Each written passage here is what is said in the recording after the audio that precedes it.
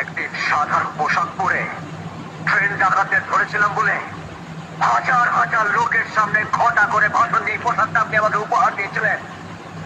আচ্ছা, আপনার দেওয়া এই পুলিশের পোশাকটা আপনাকে আমি ফেরত দিলাম। মাস গেলে কয়েক হাজার টাকা ছাড়া এই পোশাকটা আমাকে কে দিয়েছে বলুন? এই পোশাকটা পরে এমএলএর ছেলেকে অ্যারেস্ট করেছিলাম বলে আমার চোখের সামনে আমার দিদিকে মরতে হলো। সে বিকাশ দত্তের ভাড়াটে কন্যারা আমার দিদিকে মারলো। সে বিকাশ দত্তকে আপনারা গ্রেফতার করতে পারলেন না। আর সেই বিকাশ দত্তের ভাড়াটে